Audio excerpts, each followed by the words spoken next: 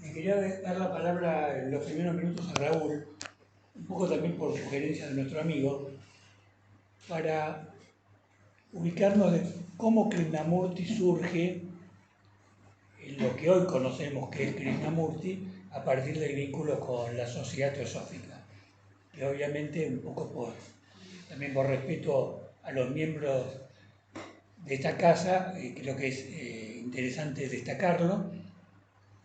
Y también, como también hablamos con él, justamente, marcar lo paradojal de los conflictos y de las conclusiones a partir de los conflictos humanos que hacen que en un ciclo no lineal de la existencia, Krishnamurti termine siendo lo que fue y la Sociedad Teosófica termine siendo lo que es, y acá estamos de algún modo mancomunados tratando de hablar del hombre y de su posible libertad, que creo que es el eje, por lo menos desde mi punto de vista, de la enseñanza de Krishnamurti, la búsqueda de la libertad y de la liberación de las ataduras y de los condicionamientos.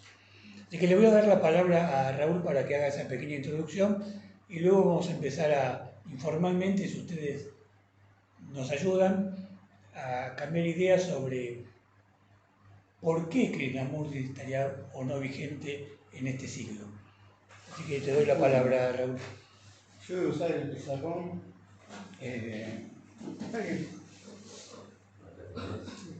Perfecto. Bueno, un poco para ubicarlo históricamente, 1895, 1985, 86, 85, ¿verdad? Me mataste. 85. No, porque las últimas conferencias fueron en el 85 y creo que murió unos meses después, pero no estoy seguro si murió dentro del 85. Ah, vos te referías a sí. La última, sí, 85. 85, ¿no? Bueno, Krishnamurti nació en la India y en una familia que, si bien tenía cierta nobleza, estaba en condiciones precarias de subsistencia, porque el padre era funcionario público en el Imperio Británico. En ese afán de preservar la familia, ya que Krishnamurti era huérfano de madre, la familia estaba en una situación muy precaria, el padre de Krishnamurti consigue un puesto dentro de la Sociedad Teosófica en la sede de Adyar. En la sede de Adyar estaba un personaje principal de la Sociedad Teosófica llamado Lis Bitter. Lis Bitter es aquel que, bueno, Krishnamurti y sus hermanos viven dentro del predio de Adyar, de la Sociedad Teosófica. Y Lis Bitter es el que lo, entre comillas, digamos, es el que lo descubre.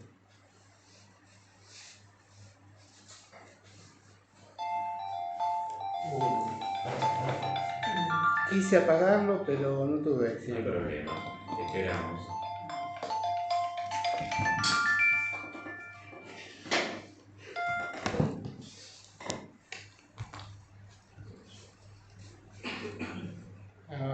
Acá se apaga. Apreté el botón de emergencias. Ahora no. Bueno, no hay El botón ninguna apagar. Bueno, ninguna emergencia. Bueno, Lis Bitter.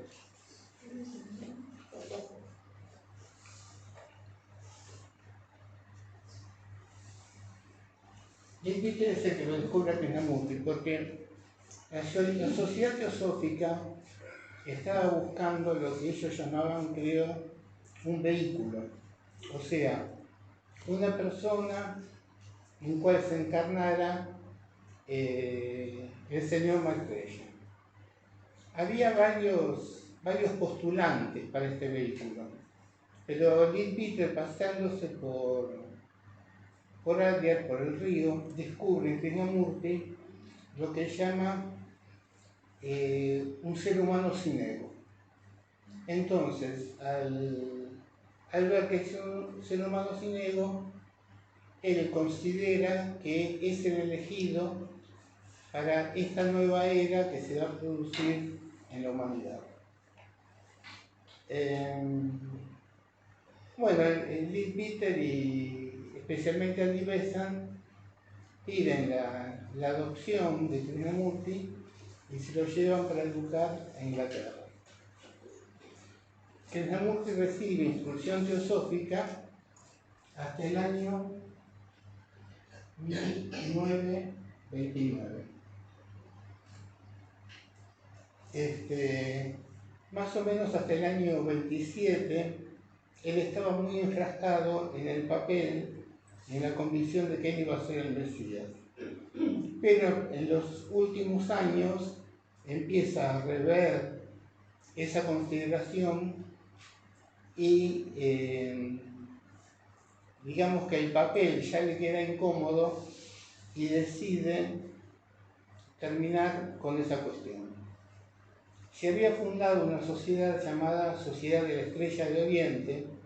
Esa sociedad se había organizado para organizar las conferencias de Krishnamurti y todo lo concerniente a proclamarlo el gran instructor del mundo. Él en el año 1929 hace una gran convocatoria, creo que asistieron cerca de 5.000 personas en Holanda, y les explica que él no quiere seguir más al frente de la organización. No de la sociedad teosófica, sino de la Orden de la Estrella de Oriente, que era como una rama que la sociedad teosófica había organizado para los fines de Krishnamurti. Básicamente, la argumentación es muy larga, está en YouTube el video si lo quieren ver. Es un video en blanco y negro, obviamente. Está subtitulado. Tenía 30 y pico de años. ¿Cómo? 30 y pico de años, tenía 33, ¿no? Y en el 34, ¿no? Sí, más o menos. Sí, también se puede bajar el Word del discurso. Sí, supongo que también. Bien. Lo que pasa es que hay muy pocos videos de Krishnamurti siendo joven, y a mí me resultó muy emocionante. Prácticamente hay un salto hasta los años 60. No hay videos de Krishnamurti y es muy emocionante verlo muy jovencito, a los 33 años, haciendo la disertación.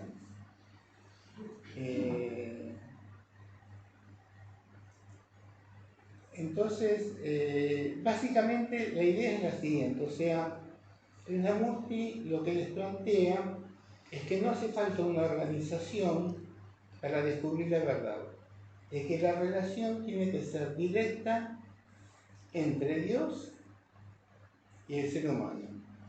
La idea de Krishnamurti es que el ser humano podía tener acceso a Dios, o sea, y que ese acceso era directo, y que las organizaciones creaban diversas complejidades en las cuales se producía una distracción en ese acceso directo entre el ser humano y la divinidad.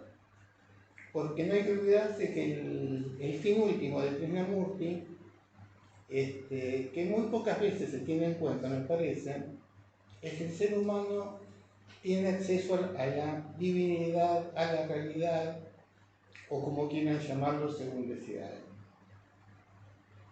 Bueno, ¿algo más? Yo voy a enganchar con lo último que dijiste sobre el eje sobre el cual gira esta nueva etapa de Krishnamurti respecto a las instituciones, que me parece que es aplicable a cualquier tipo de institución, cualquiera que se ha acercado a las instituciones políticas sabe cuán distorsionados están los mensajes políticos de las acciones políticas, y uno ve que hay algo en común en este tipo de organizaciones que tiene que ver con la naturaleza humana y es el ego. El ego es algo que está en nosotros, vaya a saber desde cuándo, vaya a saber por qué. Podemos conjeturar mucho sobre eso, pero lo cierto es que el ego está presente y es el que distorsiona permanentemente la intención de la nobleza humana, y la intención de la libertad, la intención de la cooperación y la intención de la mejora de la condición humana. Entonces me parece que, un poco tomando como punta lo que decía Raúl, el gran desafío de Krishnamurti, y ese desafío él lo toma hasta el último día, y casi literal último día, porque él casi agonizando en la India da un mensaje muy emocionante.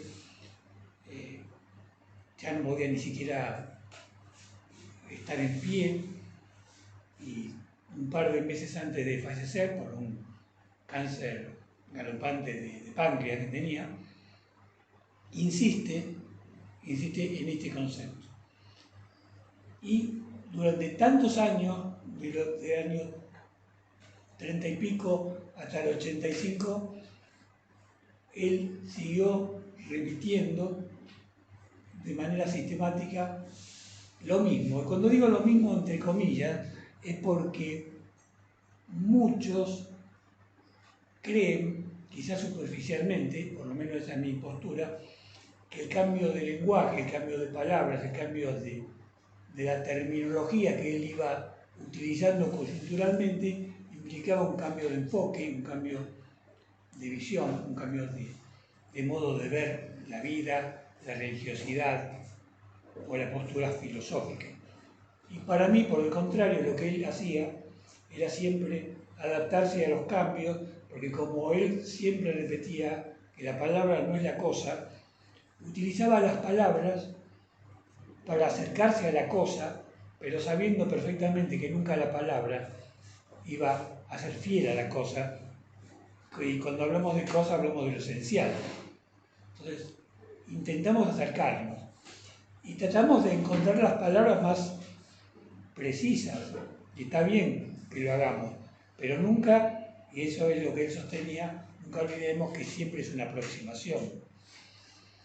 Y bueno, en este sentido, el grupo que integramos con Raúl siempre ha tratado de buscar esa apertura, porque a partir de esa premisa uno comprende la relatividad de los planteos. Si yo creo que la palabra no es la cosa, también creo que la palabra mía o la palabra tuya puede relativizarse, puede reinterpretarse, puede interpretarse, y podemos estar equivocados aún desde la buena fe. Y la unidad nuestra es lo que nos obliga a aquello que también era parte del eje de la enseñanza, que era el conocimiento propio. Krishnamurti decía que no vale la pena hablar de libertad si no encaramos el desafío del conocimiento propio.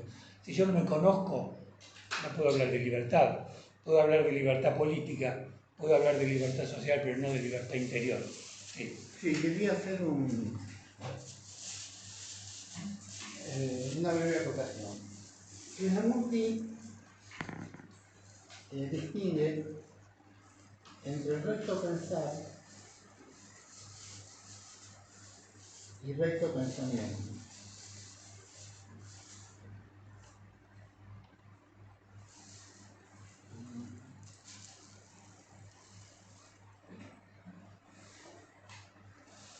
O sea, el recto pensar son aquellas cosas que tienen como una bondad en sí. Y el recto pensamiento son aquellas cosas que nacen del conocimiento propio.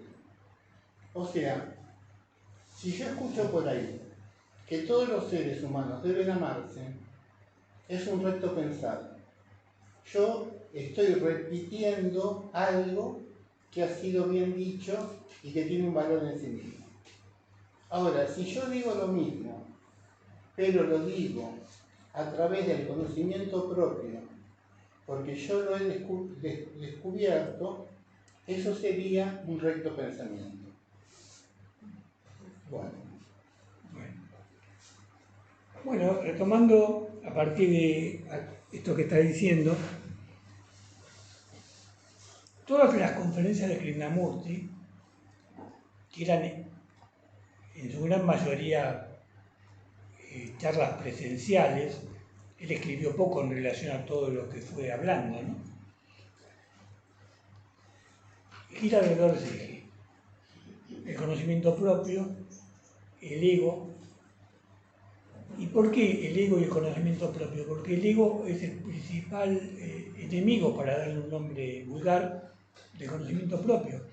Porque el ego es una construcción, como decíamos hace unos minutos, que el hombre monta como una especie de caparazón, coraza, protección, autodefensa, para saber qué, para poder vivir en sociedad.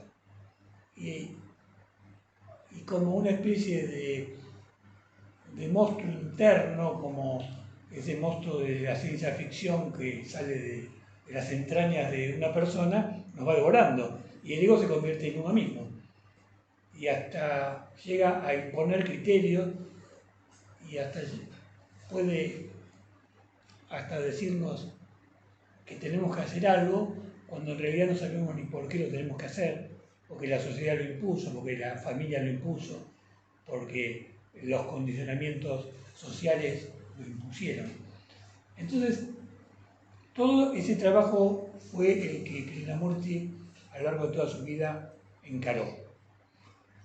Y a través de esos ejes, él fue, digamos, abriendo otras vistas, otras alternativas, otros aspectos del trabajo interior, en el que iba destacando cuestiones como, por ejemplo, el miedo.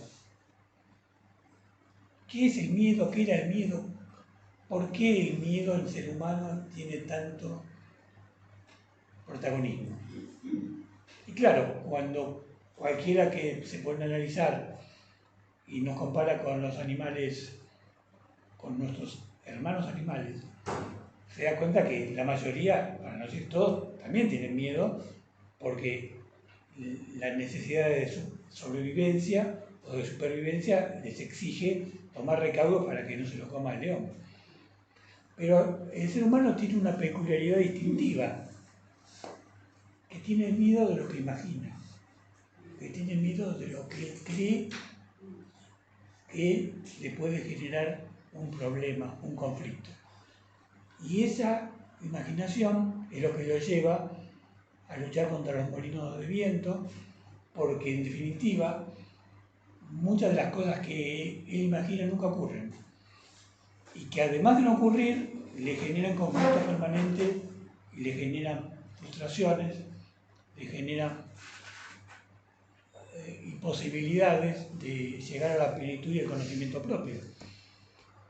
Entonces, esta amalgama, que parecería quizás hasta desprolija en un sentido sistemático o académico, es la que nos va permitiendo entender a qué se refería Krishnamurti cuando hablaba de cómo era el hombre, qué era el hombre, y si es factible, y un poco es una invitación a que cambiemos ideas al respecto, si es factible que podamos ser libres, o es una utopía, es una fantasía que no me pueda ser libre, o hay que creer, como creen los marxistas, que hay que poner un criterio, bajar la línea, y que ellos nos van a enseñar cuál es la igualdad, qué es la igualdad, o que el mercado va a poner las normas desde el materialismo. Bueno, esas son las alternativas que el hombre tiene como desafío desde el comienzo del siglo XX y seguimos ahora, porque hoy esas alternativas no se han resuelto. Y en la política, particularmente, sin hablar de partidismo, se ha visto muy claramente el abismo que hay entre lo que la gente o los políticos dicen y lo que ocurre en la realidad. Pero no es porque haya, por supuesto que también lo hay, pero no es porque haya una perversión innata, porque el político también viene de la sociedad que nosotros construimos, ¿no? No sale de la nada. Es porque la sociedad va teniendo un dinamismo propio desde el ego, a partir del cual la política va siguiendo los dictámenes del ego. Y que el ego de cada uno de nosotros obliga a la política a hacer lo que el ego impone. Esto parece una locura, pero parecería que es así. Si observamos la historia de los últimos 20 o 30 años en el mundo, más allá de las ideologías, vemos que es así. Así que yo les quería preguntar, y si a alguien le parece que podría hacer alguna reflexión sobre esto, si creen que lo que Krishnamurti planteaba de la posibilidad de la libertad era una locura de él, una fantasía, es una posibilidad, o, como muchos sostienen, la única alternativa es que haya un grupo de iniciados que le expliquen a la gente cómo tiene que vivir. Bueno, les tiro esta pregunta y si alguno quiere hacer alguna reflexión. Libre albedrío no hay. Salvo, como dijiste el último, algunos muy altos grados de iniciados. No sé, podría dar ejemplos, pero lo dejo ahí. ¿Vos qué querés decir con que libre albedrío no hay? ¿No? Libertad.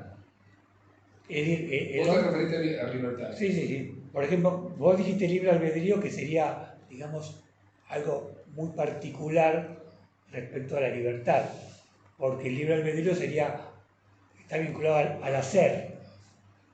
El libre albedrío tiene que ver con el hacer, pero también hay otra libertad que es la interior. Entonces, puedo no hacer nada, estar en una ermita, y puedo ser libre, o no. No, también es una pregunta. Puede ser que es una fantasía mía. Ni libertad ni libre albedrío, salvo unos muy pocos, cada uno considerará cuántos y quiénes. Puedo dar nombres, pero Bueno, un poco para batir el tablero, Krishnamurti creía algo distinto. Creía que todos podíamos ser libres. Y el desafío de él era ese, sí. Sí, cuando se habla de libertad, y me encantó la aclaración que hiciste, porque siempre lo llevamos al plano de la exterioridad. Claro, Nos olvidamos que hay un plano de interioridad que Claro. hay que trabajar, que esa es la propuesta de Krishnamurti, el exactamente. trabajo interno. Así es. Ahora bien, el factor creo que se produce de desencuentro, digamos, cuando se establece lo social. Entonces, el ser humano, digo yo, empezó a guardarse y no a verter hacia afuera lo que sentía adentro, porque se tornaba un ser vulnerable y temía ser herido. Muy interesante. Esas heridas, que hoy las vemos también, obviamente, ¿no? O sea, estamos en un paradigma donde creo que eso va a mostrarse cada vez más. Que el hombre es un ser herido desde lo profundo y va a tener que saber curar esas heridas. Y yo creo que Krishnamurti permanentemente estaba enfocado en esto, ¿no? La herida. Es la herida. Muy interesante. Bueno, estoy de acuerdo con que hay una tendencia Te doy, Mario. y con la propuesta de Krishnamurti. Ahora te devuelvo la pregunta, ¿Krishnamurti era absolutamente libre? Ah, no, sí. Porque yo no estaba dentro de él. ¿Alguno ha sido, vos sos, alguno ha sido totalmente libre? ¿Y vos me preguntas a mí? No, yo no soy absolutamente libre. Si fuese absolutamente libre sería... Por eso digo que no hay libertad absoluta Claro. ni libre albedrío. Bueno, por eso es factible. Que es el objetivo, que a eso apuntamos. Estamos en eso. Bueno. Y que se ha logrado mucho, totalmente. Mario. bueno, la búsqueda de libertad y de cualquier otra entidad superior a que aspire el hombre, el individuo, tiene que empezar justamente por esa interioridad, por el conocimiento de sí mismo y, vuelvo a insistir, en la búsqueda de sentido en su vida y en armonizar ese exterior, esas imposiciones que nos vienen de afuera, con ese ego que nos quiere absorber. Entonces, la búsqueda de sentido individual es un recurso no solamente dentro de la teosofía, en cualquier pensamiento humano. Y es un buen punto de partida para volcarse a ese exterior, para darle sentido a todas esas aspiraciones, derechos, libertad, igualdad, todo eso que queremos, pero empezando por uno mismo. Y eso me parece Central, claro. Central, Seguro. en cualquier pensamiento. Horacio, en tu experiencia, ¿qué pensarías que Krishnamurti estaba proponiendo un sistema en particular? Esa sería una parte de la pregunta. Y la otra, ¿qué herramientas utilizó él como para que uno pudiera acceder a esa libertad que uno supone que tenía Krishnamurti? La observación creo que ha sido algo fundamental. Y luego una inteligencia que pueda darse cuenta de los patrones y disolverlos. Me gustaría conocer. Está bien, igual me va a ayudar Raúl Dale. con esto también, porque es el conocimiento propio, conoce, digamos, desde el punto de vista metodológico. Yo creo que es posible la libertad. Creo que es posible. Por favor, sintéticamente, ¿podés repetir los dos puntos? Uno. Sí. Y proponía un sistema. Sí, pero está proponiendo un Se sistema. proponía un sistema. ¿Cómo? Ponele. ¿Y cuáles serían los elementos del sistema? Exactamente. Esto corre por mi cuenta. Para mí no proponía ningún sistema porque si no sería una contradicción la esencia de su mensaje. Pero él creía, si hablamos de sistema o de método, para acercarnos, creo que ni es ni sistema ni método a lo que él se refería, pero para acercarnos, especialmente para que no conocen la enseñanza, para entender o para hacerme entender, él creía que había que empezar por observar aquello que es falso. Todo lo que no es y que nosotros creemos que es. Todos los condicionamientos que tenemos, que le damos importancia y que son estupideces, que son fantasías de nuestra mente ancestralmente construidas. Entonces él sostenía de manera sistemática que en la medida que uno iba sacándole a la cebolla las capas y que iba comprendiendo todas las mentiras que nos hemos inventado, podemos como limpiar el vidrio y ver. Es como un resultado indirecto. Yo no tengo que hacer un esfuerzo para ver, tengo que hacer un esfuerzo para limpiar el vidrio, porque si yo limpio el vidrio, el ver va a ser una consecuencia natural. Creo que por ahí pasaba. No sé si querés agregar algo sobre esto. Sí, bueno, es que Krishnamurti expresamente estaba en oposición a los sistemas, o sea, forma parte medular de la enseñanza. Porque la base de la enseñanza es la comprensión, y según Krishnamurti la comprensión